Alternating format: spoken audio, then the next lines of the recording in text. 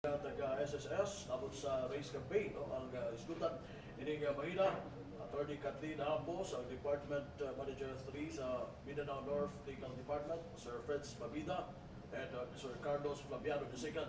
Wala magtibayak Attorney Kathleen Hambos. Maayong buntag sa tanan. Ako si Attorney Kathleen Gonzalez, Hapos Head sa Mindanao North Legal Department. Nagpasalamat kami na naana sa higayon ang Ozami sa AMUA, mga SSS representatives sa among regular na program sa atong race. Okay. Sir Fritz. Okay, good morning. Good morning sa tanang taga Osamis ug sa uban nga lugar diri sa under sa SSS Osamis branch no from Donvic to Panaon ang mga area. So ako din si Fritz Mabida, ang Corporate Executive Officer 2 sa SSS Osamis branch. Thank you. Sir Carlos Flaviano. Hello, good morning sa tanan. Ako dahil si Carlos T. Flaviano II from the Employer Delinquency Monitoring Department. And kapasalamat kami sa inyo sa atong mga partners sa atong pagpadagan nanin ng programa sa race. Salamat sa inyo ang atong mga media partners alang sa pag-cover aning na programa alang sa kasayuran sa atong mga kaubanan diri sa Osamis. Okay. So salamat kayo. And first, by the way, taon na ba ang race 2022? 2022. 2021, 2022. Kung saan may iba na yan, nagbunga ba? Ano na ba yung resulta? May resulta ang program sa race? Yes, ang program sa race, actually ang race means run after contribution evader. So dili lang sa mga para sa mga delinquent nga mga employers as well as katong mga wala na rehistro nga mga employers. So nagbunga jud gihapon ni siya kay through coverage and collection. So ang uban nga mga wala naka register or wala ni comply, so mo to siya ma-forward namo sa legal department. So ingon ana siya mahitabo. Pero so far sa SSS Osamis branch wala pa jud mi na nakasuhan jud siya og kan. Kay ang mga na ni comply man ang mga employers pod nga na raise namo so far. So that's it. So far sad sa among experience diri sa Ozamis, pag makabisita mi og isa ka business establishment, tapos magpahibalo mi unsa ang among tuyo ang programa sa SSS, afterwards mo comply raman sad sila. Ganahan sad ang mga empleyado na mabisitahan tungod kay mahulugan eventually ang ila ang mga contributions sa pamaagi sa pagbisita sa SSS sa mga business establishments. May ubos pa, no? Ito naman yung race. May ubos pa mga employer nga delinquent, no? Sa ilang magbayad sa contribution, baka sa mga empleyado nila mismo. Ni comply man pod ang mga employers nga race nga katong na-appeal sa race, and actually katong mga uban pod nga wala naka comply nga wala na-appeal sa race kay at naman tay coverage ani, so nakakita sila. So naapoy uban nga syempre ang uban mahadlok bitaw nga dili magka-comply, so ni register jud sila sa SSS ning adto sa office. And then actually ang mga employers mga dili lang ta mahadlok ani no, kay actually awareness lang ni siya para ma-aware ta nga unsay atong obligasyon sa atong as negosyante din sa atong mga empleyado nga na socially nakatabang sa paglambo sa atong negosyo. So awareness lang ni siya, ayan mo kahadlok ano lang siya. Pero balao jud ni siya nga mag-register jud mo. So kadung sa pangutana na niubos ba ang mga delinquent na mga employers, actually dili na to masturya na niubos tungod kay the moment na mag-visit mi sa ilaa na kadtong mga delinquent na mga employers or na violation sa SSS law, mo comply naman sila. And then si SSS Ozamis makakita na sa bag-o ng mga establishments na wala na sa nag-comply, wala na parehistro, wala ni remit sa mga empleyado. So aduna na say dugang na counting na ni delinquent na sad sa employer. So there is a consistency. However, kadong nabisitahan na, ni comply na. So maingon ta na positive yun ang impact sa atong race na programa. dapat ay data from 2022 and until now, no? Mapakita bitaw nga kani natubag na ning kani mga employer nga ano pila gid gano, no? Labi na diri sa particular in Misamis Occidental, no? Under sa SSS Misamis. Actually, ang SSS Samis branch from this year lang, January to August na mga race or iapil na tong September, mga almost 90 employers na siya. And then dili lang ko sure jud sa amount pero millions din siya kung atong kwintahon. Pero so far nagbayad po ang mga employers nga kuan mabisitaan sa race. So, ang pagi karon, disin pa ang pagi no, sa uban ng mga SSS offices and like Yes, Misamis. yes. Yes, oo. Pareha ra ta og procedure kay gina-regular man ni nato na programa. So every month naagyoy gina-raise ang atong opisina diri sa Uzamis ug sa uban pa na mga branches na naay SSS. So inana gyud ang atong pamaagi. So ang atong mga account officers mo ni sila ang mga field workers nato. So maka-identify gani sila mga establishments na naay violation, maghatag una sila og billing letter or coverage letter. Kung dili compliant mo nang ipa-appeal na sad nato sa raise na program. Kung dili pag yun compliant, ma-refer na gyud sa legal department. So daghan gyud stages gipaagi ang SSS nato na branches na polisiya na hatagan gyud og chance ang atong mga employers na mo comply. Unfortunately, na amang giuban na di mo comply, muna din nang mo paingon na sa legal department. Lahi na sad na procedure ang among buhaton dito. Kasi ba siya kasuhan sila? Kasi baka kaso pa sila. Yes. Kang kanang sa violation nato sa Republic Act 11199 or the Social Security Act of 2018, ang mga violations ana would include non-registration sa business establishment. So, employer nagtayo og business and then wala giparehistro sa SSS. So dili lang magparehistro sa syudad sa magkuha og business permit. Appeal dapat si SSS. Non-remittance sa mga contribution sa mga empleyado. So nagparehistro na pero wala gi-remit ang contributions, wala gi-kolekta o wala gi-remit ang contributions sa mga empleyado. Non-production of records, meaning na ay gipangita ang atong mga field officers sa SSS, account officers na para ma-identify, example, payroll. Nangayo mig payroll, dili makahatag og payroll. Kay para ma-identify unta namo kung pila gyud katawo o pila sad ang kantidad. Kay para sakto ang ihulog sa SSS. So apil na siya non-production of records and finally non-reporting. So naa sila mga empleyado na wala gi-report because according to the law sa SSS nato, upon first day pa lang sa employment, covered na ta sa SSS. So muna siya ng mga violations na among ginaatubang o among ginapreparar pag-file sa mga complaints sa atong mga business establishments. Attorney, pangutana lang, is it possible ba nga pwede ang isa ka employer or empleyado, ang isa ka empleyado nga mag-ingon siya sa iyang employer na ayaw lang kong didaki sa SSS.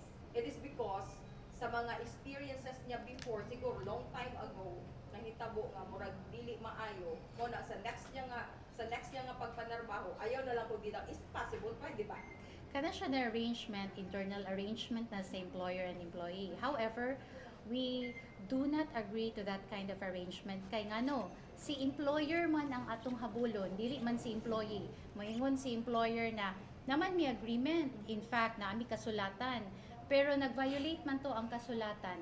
So meaning, pwede ra gyapon na mo mahabol si employer. So in that case, ang defense ni employer na naami kasulatan na nag-agree ni empleyado, dili siya valid na defense. So pwede gyapon na mo mapakasuhan. And daghan sad instances na nahitabo na sa opisina na for example, namatay si employee.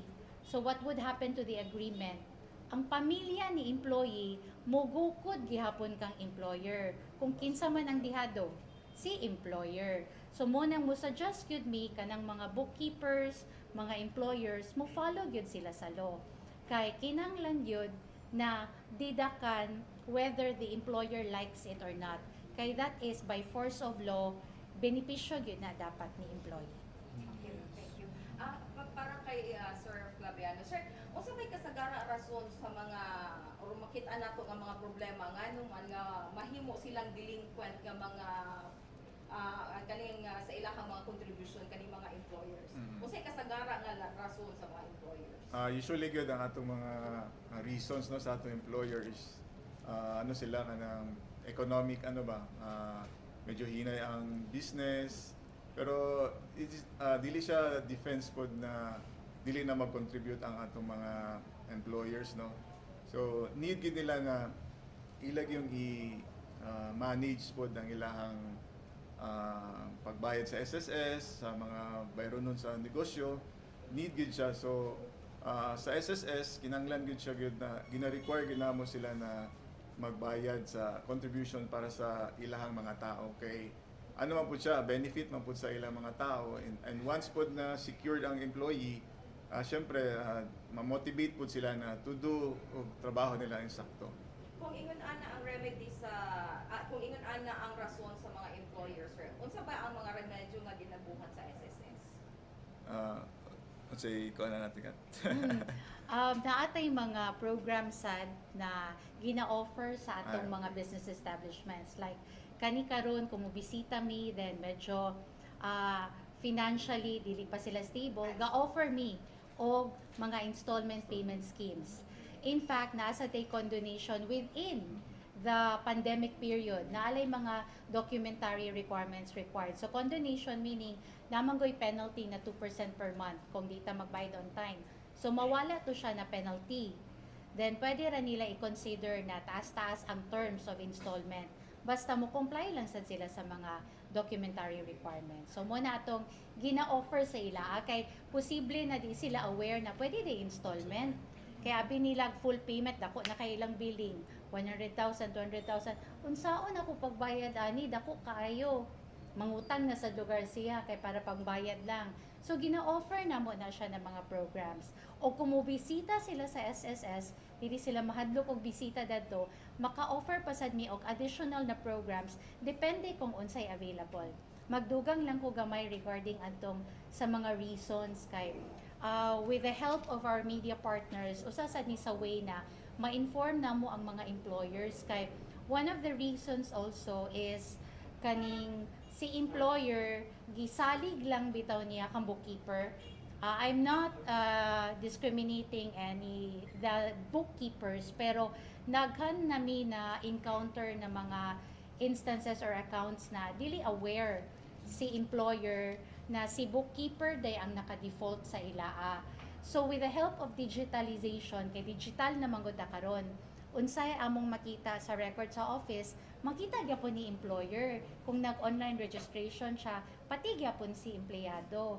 So with the help of digitalization, aware si employer sa iyang obligations, aware sad siya kay real time man ang posting nato. Bayad ka karon, postada dayon siya. So mahibala sa dato ni employer na nganong wala pa na post ang payment, naghatag naman ko kang bookkeeper. So, they really have to be cautious also of their accounts digitally. So, si employer, dili lang isalig tanan kang bookkeeper, dapat kabalo sad siya unsay nahitabo through digitalization. Okay, attorney, natay nabisitahan ka ganina. Nabisitahan siya last year, early this year, doon na po, na non-compliant pa. Tapos doon na ito yung issue ka ganina, nga nag-issue yung cheating back, italbo. O sa remedyo, ani? Sa imahin mo na itong legal option, ani? Sa legal. Sa legal Actually, option. ang Yes. kuan kato siya nga employer nga nabisitahan, di ba? Nakahinumdum pa man mo sa una nga nabisitahan. Nag-comply jud to siya. Ni-comply pero lately lang mao to nga dingon bitaw to sila nga murag apiki ana, so nitalbog ang ilang kuan. So once nga motalbog kan dili na mong pwede sila ma-file na jud sila kung di na sila pwede mo avail sa installment. So ni-avail man pugod to sila installment kay syempre dako-dako pud bitaw nga amount. Pero nitalbog man gud siya. So mao to ang nahitabo na bisitaan na pud namo karon na-appeal siya sa raise. Pero sa meron So, po, yun na. may tabo to niya. Actually, Sige. So sa legal na point of view, kato siya naamang gud tay pag-apply niyo og installment payment, naamang gud toy provision dadto sa agreement na dapat dili motalbog yan cheque. Kung motalbog na yan cheque na dili dayon niya ma-replacean, na dayon dadto nakabutang na dili na siya allowed to apply for another installment payment. But the employer should know or be aware of that kay base nag-sign lang or na representative na ni sign na inana di ay abi nilag pwede raman dita maka-apply basta-basta. So once di na ta pwede maka-apply, ang iyaan na lang compliance ana before the office is full payment. So gihatagan man nato siya chance karon na mo comply 15 days. So within 15 days kung wala siya compliance na full payment, mo na dayon na si branch nato SSS Ozamis i-refer na nila sa legal department. So si legal department ang among procedure dadto once maka-receive mig account ikan sa ilaa na kompleto ang mga dokumento, pagsusi namo sakto ang procedure, maghatag na sad mi og demand letter gikan sa legal department. Kung kana wa gyapon sa lay compliance, mapasakaan na dayon namo og kaso. Maghatag mi, mag-file mi og complaint before the prosecutor's office ang atong complainant ang account officer diri sa Ozamis. Ana siya. Super, katulad ba sa issue na kapag dili una ba wala oo. na comply sa atong listahan early this year? nag-comply sila katong atong mga nabisitaan before, then katura siya nga kaso ang katong ni nag-installment nga ni na default ba, so mo to siya ang nabalikan nato. So kasagaran sa madungog dato, tuloy ka mga mga delinquent pa, no? Kani mga nasa agency, no? Separate siya, something yan, no? Litan ang employer na usa ka establishment, gidala na sa agency, no? Agency mo nagdala nila. Kaya na kasagaran, no? Naba na, nasulbad na ba na? Kanang yun na nga mga paagi na agency siya. So si establishment, wala siya tulubagon kay naka-agency man siya. Yes, sakto na siya na pag naka-agency, ang empleyado siya dili adtong iyang gitrabahoan na business establishment, kundi empleyado siya adtong sa agency. Kay dadto man siya connected. Pero sa agency, siya ang naitulubagon sa empleyado na maghulog sa SSS. Now kani manggod si agency kasagara dagko manggod ni sila, dinagko nasa te gitawag na large accounts manggod sa SSS. So pag large accounts, dili nagahandle ang branch ana. Lahi na departamento ang gahandle. Pero it doesn't mean na wala sad sila inani na programa. Naagihapon tay mga inani na programa sa mga agencies niya. Kasagara mga agencies, wala sila yung mga local na mga kaning principal office diri. Kasagara main lugar Cagayan or sa Cebu or sa Davao or sa Manila. So kana na mga instances kung naay mga complaints, mo direkta dadto sa ilaang principal place of business. Pero moora gihapon ang procedure namo na bisitahan kung naay mo reklamo, tapos sa kadaghan sa mga empleyado di man gyud tanan ma-monitor, munang gina-encourage gyud namo ang mga empleyado to go digital, meaning magparehistro online sa website para ma-check from time to time. Gitidakan naman ko sa kong payslip, wala pala ginisulod, gano'n pa man nisulod, so maka-complain.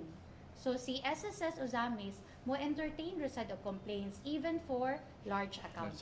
Yes. Alright? Nasayod tanan, dili gyud tanan makasuot sa digital ba ko. Pero kani adto man gud mag-send si SSS og message ni katong sa empleyado nga nabayaran na, no? Text. Padayon pa magyapon na, pero wala ko kadawat niya na nga mga messages, di ba? No, kay Nagpadayon, actually kapadayon gyapon siya. Dayon tingala siguro to sila nga nung di na sila ka-receive kay wala siguro na update ilang cellphone number. So you have to update na. Mo lang gyapon sa office mag-fill up ta og E4. I-update na to. Yes. Dili kasud sa digital, di kayo gani. Di magyud tanan, no? Or base walang yun naghulog. Walang yun ka nakahulog, sir. No? Busa wag yung ma-receive kaya wa may hulog. Kadto lang siya. Di ba? Oo. I-update lang dyan nato atong records, cellphone number, email, address, para maka-receive yapon ta atong text blast ang tawag Yes. nato. Kaya naman ko yung mga security features na nagipang-add si SSS due to digitalization. So naanami ka nang gitawag nato na PIN. So walay basta-basta maka-access sa imong account kundi ikaw lang kay sendan man ang imong cellphone o kadong PIN ba to sakto? OTP ni. OTP. Oh, OTP inana. So One time kung nalimtan nimo na lahi dito imong number na na-register sa SSS, moadto ta sa branch kay para magpa-update ta sa imong recent na number para any messages from SSS na text blast maka-receive ra ka or mag-remind sa imo na sir, unsa na Bayaran nimo. bayaran nimo ni taod-taod na kawalay bayad. Ana, basta ta makadawat og message ana. Alright. Ato yung karuhon para sa itong mga empleyado. Yes. Sa kumpanya panalitan gamay nga tindahan.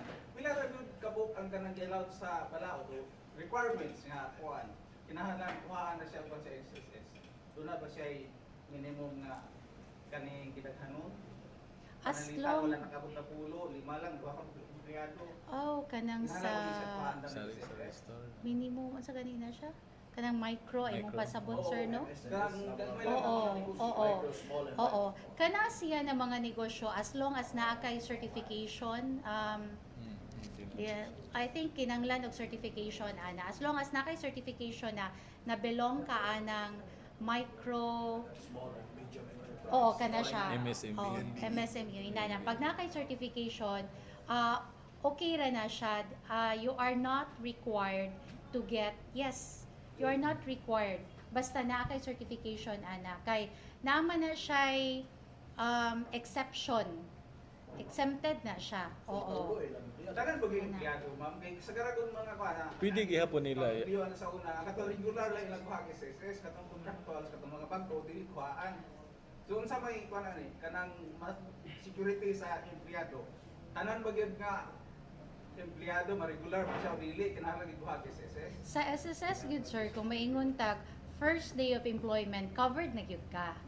Okay? However, kadto siya, that is one of the exceptions gihapon to siya kadtong sa micro na business.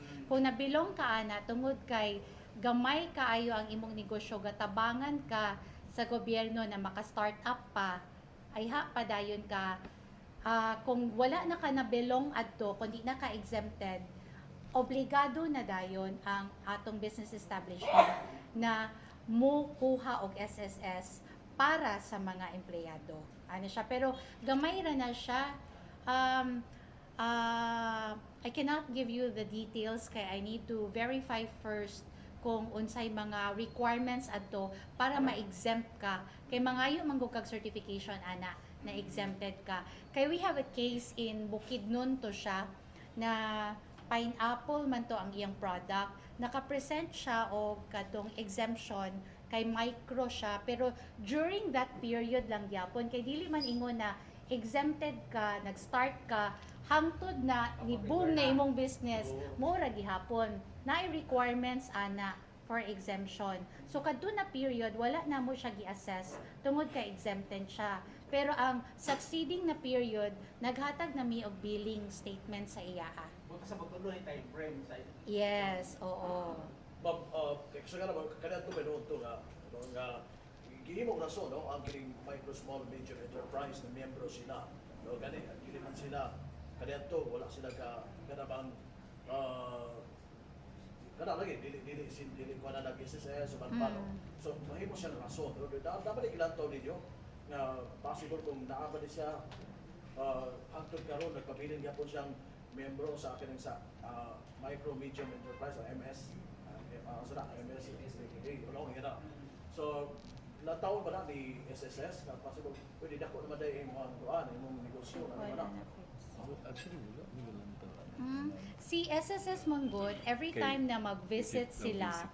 ang presumption is regular course of business ta. Makapakitag business permit, inana. Now, kung mangutana dayon si SSS, munang dili dapat kahadlukan ang atong mga field officers, mga account officers kung mobisita. Kay kasagara, ang mga owners manggod, sa practice lang no, and sa observation, mahadlok, maingon na day na, ing na wala ko diha. Ing na wala ha, wala diri, o dili available, di si empleyado dili makatubag kung naay pangutana o si unsay mabuhat ni SSS covered ni siya so mahatag diretso ang coverage letter or billing letter. Pero kung naay mga pangutana, kay appeal man yun na siya sa standard procedure sa account officers na matubag nila na kung naay ipakita na dokumento na appeal sila sa micro na business na exempted sila, dili sila i-cover. Pero the presumption is all regular. Otherwise, kung makapresent silang dokumento, then they are not covered. Ato na klaro, ma'am, kay attorney. Kaya doon na mo ka na palitan, atong istorya ka na construction company. Tapos ang ilahan ng buhag SSS, ato lang natunog sa kanang doon na sila project. Pagkatapos project, wala na po yung trabaho. Isa may tawa na. Project-based na. Gusto ka, Paul? Project-based employees. So, kung project-based employees na siya, sakto to ang giingon sa babae kaganina na kung naay project, dadura sila.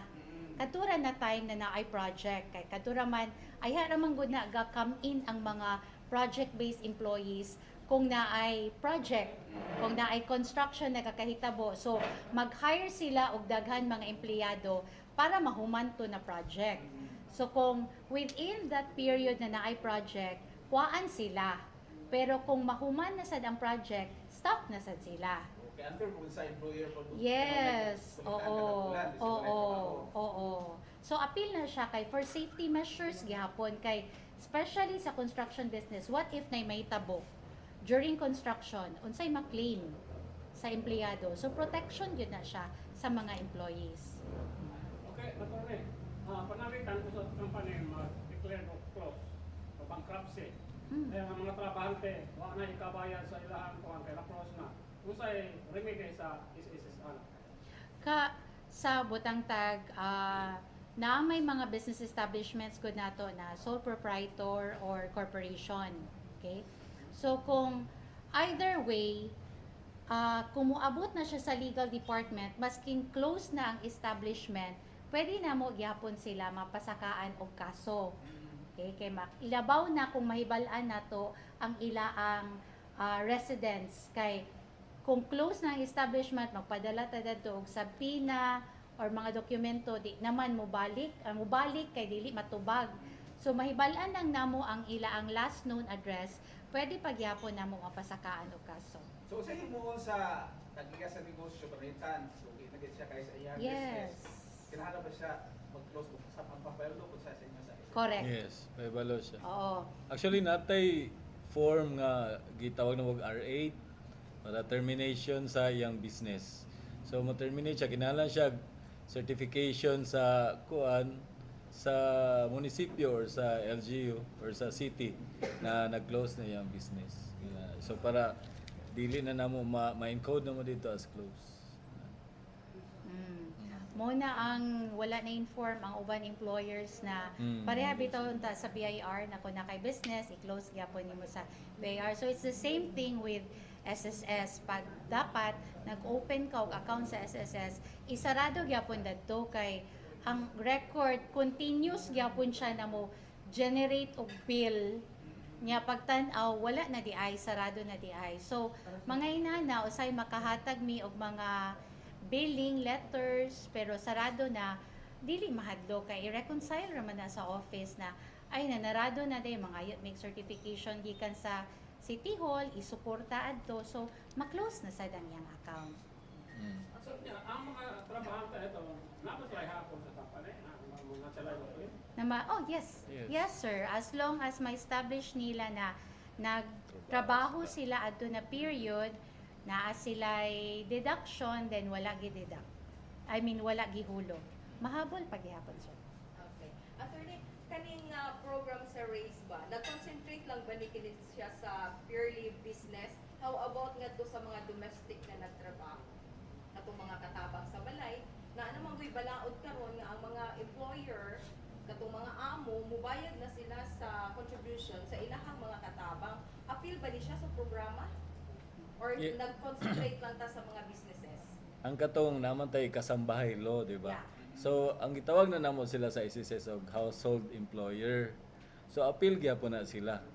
Appeal gyapon sa kung natay raise. Yan lang. Sir, unsa So, man mga pamaagi nga ma-monitor ninyo ang halos na ng balay nga naay katabang din sa usami? nag-register man na sila sa SSS gyapon ang katong mga household employer. So, nagyapon may records nila. So What if nami kung- ga cover gyapon mi through kanang sa mga village ana usually dito mi ga nami mga info drive gina coverage drive ug information drive dito sa village kaya actually ang kanang sa mga village dili na maglisod og gawas ang mga katabang ana yaya so among ginabuhat po diri sa kuan nami ginabuhat usually weekend ana Saturday or Sunday kay dili pag kuan man gud ting trabaho pod wala pod ilang mga employer so sila rin mabilin. The same ba ang action kung ang naay mga employer sa kaning mga domestic nato nga mga trabahante nga dili pud sila makabayad sa contribution Yes, sa ilang ma'am. mga the same ba sa mga action nga ginabuhat nato against sa mga businesses pud nga mga delinquent? Yes, Yes. ma'am. Yes, ma'am. Yes, it's the same. In fact, dito sa other branches, mag-refer gihapon sila sa legal kung walay compliance sa branch. And nanasad mi na nga kasuhan sa other branches tungod lang kay wala nagulog sa house helper. So ang ato alang ni ini attorney ipaybalo na nato nga dili na man pud siguro sa taga syudad ang naay mga katabang murag ang taga bukid na pud na sila mga katabang nga way bayad sa ilahang SSS na tagpila nakatuig ka nagserbisyo sa ilahang mga employer. Yes. Sa mga farms. Oh. Daghan na Yes. sila mga trabahante nga halos mauna ang ilahang katabang sa ilahang panginabuhian pero wala nila gihuna-huna ang panginahanglan sa ilahang mga trabahador. Muna ang isa sa ni sa way through our media partners para mahibalo ang mga tao na naa sila'y katungod na moreklamo before sa SSS para mahulugan sila, para marehistro sila sa SSS. Kadong mga empleyado, kadong mga katabang, mga farm workers. What if attorney kung nag-declare ang usa ka tag-iya sa usa ka dako kaayo nga kanang trabahoan dito sa bukid nga wala sila employee-employer relationship? Unsay action ana nga buhaton sa SSS? Kung naay mag-refer, kung naay mo complain na kaning employee, allegedly employee siya, manginahanglan yun mi o proof of employment. Kung if possible na i-payslip no, certification, ID, or logbook, anything na makaprove na empleyado siya. Tungod kay, dili manggod basta-basta magpasaka mi o kaso kay ang violation manggod sa SS law, it's a criminal case na among ipasaka. So kinanglan, amo na siyang isaka dito sa prosecutor's office. Dili kami man ang mo evaluate, kundi ang mga prosecutor mo evaluate kung angay ba gyud ni siya ipasaka or i-dismiss nila. Kung mag-forward lang manggod ta dadto og mga cases na walay proof of employment, posible gyud na ma-dismiss ra diretso outright ang kaso. So kadtong mga empleyado, allegedly employees na walay proof of employment, among gina-encourage na mo file una before the labor. Oo. Kay magamit gyapon to nato na dokumento ang desisyon sa labor kung wala na gyud sila lain makita. Pwede gihapon na as proof, affidavit or joint affidavit sa ilang mga kauban na mo testify na mo include sa ilang affidavit na parihami empleyado ani nakakita ko na kana siya nagsugod og trabaho aning tuiga paingon aning tuiga mo ni ang mga trabaho kay in the event na i-support man to nato sa complaint, in the event na musaka gyud ang kaso, pwede to sila himoong testigo. Sa pinakatuig nga pag-implementar sa race din sa Usamis, na ano ba sama ni Ana nga case nga na-encounter din ni attorney? So far. Sold wala pa. Oh. Wala So na. far wala pa kay we are also proud to say na after every visit namo sa mga employers or business establishment, ka-comply gyud sila. Murag butang tag 1 out of 70 or 80, 5 out of 90 lang siguro ana. Very minimal ang non-compliant. So far sa Usamis branch. Confirmation na lang gikan nimo attorney para headline ugma. Naana ba'y napasakahan og kaso nga delinquent employer din sa Usamis? Sa among area like panaon to Ngayon tag dili Don't lang get- sa race. Ay, dili lang sa race. From Tanang mga may naabay delinkwente nga employer din sa Dakbayan sa Usamis and the whole area din sa Misamis Occidental nga wa gyud mitubag sa ilahang mga obligasyon din sa SSS nga na-file na og kaso for headline tomorrow. Headline Naa, pero dili this year mo. Dugay-dugay na pud siya, ma'am. Dugay-dugay na then dito na po tataman sa prosecutor's office. So filing. Pag-filing na ako. So nasitol po siya. Settle na po dayon. Thank you, attorney. Attorney, nakamatay hotline, something, no, sa SSS or kasumbungan nila, no? Labi na karon nga Dial, no? ano? Labi na, hindi ka nakaka-fix. kadiretso-diretso adto sa office, no, sa SSS.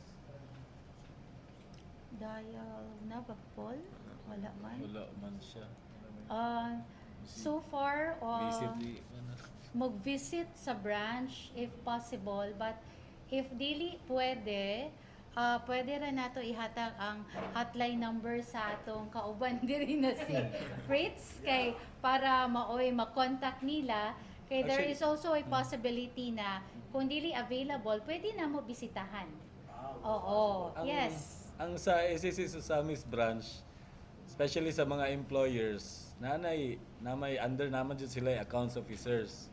So, number dito ang mga accounts officers na i-email kay tagaan man namo sila og letter of introduction pag visit. So, makita nila dito. At the same time, nami FB page sa Susamis. Pwede Pwede sila mo sila mo comment dito mo kano nata FB page. question, anak.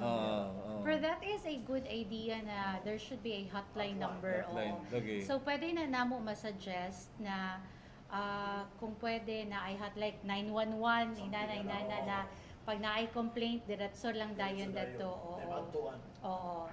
Confidential lang dating ba? Oo. So, yun na. Pwede.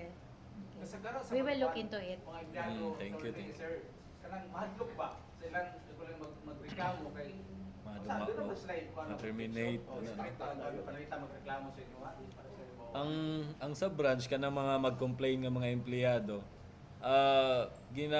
gikuan na namo as confidential. So pero naadjud gihapon ang mahadlok kay ma-terminate mahadlok rin sila matangtang kay lisod biya pangita og trabaho, di ba? So mao na siya nahitabo jud sa mga diri sa among area. Dili kay sila ga complain ana kay mahadlok nga kuan mo nang I hope nga ang mga employer nga ang mga empleyado ninyo gagatabang sa inyong paglambo sa negosyo, tabangan lang po ninyo ang inyong mga employees. Kay mo ra sa among experience diri sa Samis. Okay, sir. Kini pang self-employed nga bayad sa SSS. Pila ka tuig ang minimum nga mabayad siya nga kuan ano, di na siya kabayad, mabayad. Mo lang na sa payat. O dili. Ang uban nung kag 10 years to pay na yan. Actually para mo qualify ka for retirement pohon, so naa kay 10 years or 120 months. Actually wala na ni siya sa race ha. 120 months at the same time dapat 60 years old ka. Mag-uban yun na siya ang 120 or 10 years or 60 years old para mo qualify ka for pension pohon. Pero na may iban nga sa yoga contribute sa SSS, so wala pa 60 years old, nagkuha na sila, lapas na sila or 120 months na sila, pwede gyapon nila yung continue kay mo count man gyapon ang ilang number of contribution nga gibayad sa SSS. Mo dako gyapon ilang pension po nga ma-receive pag mag-60 sila. So yun na siya. Dagan og mga benepisyo, no, si SSS, no? Yes.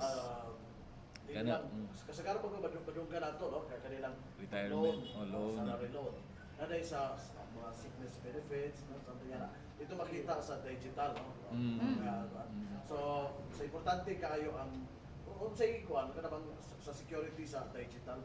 Kay base doon yan ay makita nila nga oy kini SSS nga kuan, no? Kasi dili pa ako ang ilang masudlan ba? No, sa ilabi na sa kanang sa digital nga website something nga na sa SSS. Usa pa yung tan-aw nila, no, nga kini siya secure legit ni nga SSS nga Website, portal. Sa per experience katong nastorya na ako kaganina na mo require ang atong website or digital services of OTP. Oo. So if na-update ang imo ang number dito sa account sa SSS, ang OTP isend sa imo. Oo. So that's one way of securing your account. Kay dili man yun maka-proceed sa online transaction kung wala tong OTP. Not even us. Kay dato ra gyud i-send sa Sa imong number. registered number sa Registered SSS. Isa na siya. Other than that, kung naay mga link na ipa-click sa imua, kaya naman yung mga ongoing na mga messages na or sa Facebook na nakita nato na click this link kay para daw ma-update inana. So that's not officially from SSS. Mga scams na siya. So, pwede ba inahan niya sa o scam siya? Gawas lang siya kalit, no? O magawa siya kalit, mangayo o kanang mga details, Details. personal details. And then without requiring the OTP. Oo. Kasi kung niya, sulod sila dili mao din mga OTP pero manawag. Yes, Ayan, ano? posible inana. Oo. So walay regarding sa digital, walay person to person na transaction na kakahitabo na murag katawagan bitaw din ka na this is from SSS mag ask me sa imo ang OTP, nag-send me og details dito sa imong cellphone palihog og hatag sa OTP para ma-proceed na mo ang transaction basin unsa ni nahitabo dito sa imong account. Yes. Attorney, sa follow up lang sa iyang question kaganina nga ang mga empleyado na ay benepisyo daghan kaayo nga makuha sa SSS. Is there anything po nga na ay benefit po nga makuha ang employer sa SSS sa sige nilang pagbayad dito sa kuan sa ansa ni kaning para sa benepisyo sa ilang mga empleyado? Napod ba sila yung reward gikan sa SSS? Kuan, ang sa SSS as employer, gi-register gyapon na namo sila as self-employed. Kay appeal sila SSS member jud sila. Kay lisod ilang ibayaran ilang mga employer sila wala, di ba mao na mo ikuan. So mag-register gyapon sila as self-employed. So employees, mga self-employed, mga OFW, voluntary members, household na mga employees, pareho ra siya og benefit sa SSS. Sickness, maternity, disability, kanang pension sa retirement, and then burial, death benefit og mga loans like salary loan, educational loan, kana pension loan na ana. Nagpasabot ba ka na, sir, nga kung pila ang ginabayad sa employer para sa ilahang empleyado, the same thing, the same na kantidad nga ginabayad or free na sila sa ilahang bayro noon, dala na sila dito sa ginabayad nila sa ilahang empleyado? Kuan lahi yun ang sa nagbayad employer. yun sila. Bayad yun sila ilagi hapon. And oo. So si employer, although moingon tag as employer na narehistro na dili sila pareha og benepisyo sa empleyado, but the prestige they're bringing sa atong society, sa economy, ana, muna ang among gaihatag na benefit sa ila na gina-recognize na namo sila annually. So yearly na ay mga programs para sa mga employers. Best employer, yung mga awards. Wala ba yung negative impact para sa empleyado o sa kaning employer kanang dili pagbayad sa iyang obligasyon? So syempre pag kuan siya, kung dili magbayad ang kuan, dili maka-claim og benefit. Ana ra jud siya na kuan. So at the same time katong gingon ni attorney, mag-file yun sila og kaso. Filean og kaso.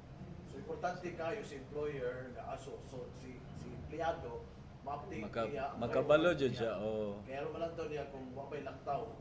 Mo tong digitalization na dahil makita na din to niya. So mo to siya mo come in. Makita niya through sa iyang cellphone. Kung na laptop ang mga kuan, high-tech naman karon so makita nila ilang record.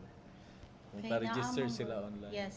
Naaman sad good tay mga ang computation manggod nato sa benefits natay period gina-consider. So like if you registered long time ago then dugay nakawala nagbayad, then example maternity benefit tungod kay nakabayad ka last 2,000, then pagkakarong butang tag 2025 na nabuntis ka na ang last payment nimo was 2,000 pa, so dili na sad pwede na i-consider Yes. So, naatay mga period na gina-consider mo, nang gina-encourage na mo na as long as capable pa magbayad, even for the self-employed. Kay ang mga benepisyo, dili man siya ma-avail kung dili updated ang imo ang contributions. Alright?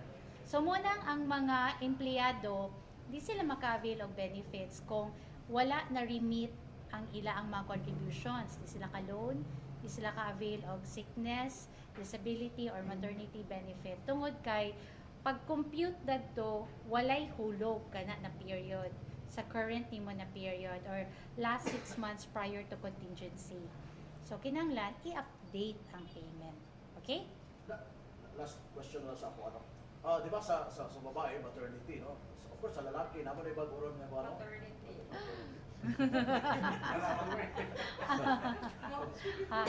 Sa SSS, wala tayong paternity na benefit. Pero, under the, kung sa mga Sa private labor. sector, under sa labor Labor. code, na ay paternity leave benefit. So, leave siya ma-avail for, Wala ako sa SSS. wala. Puhon po, naana siguro.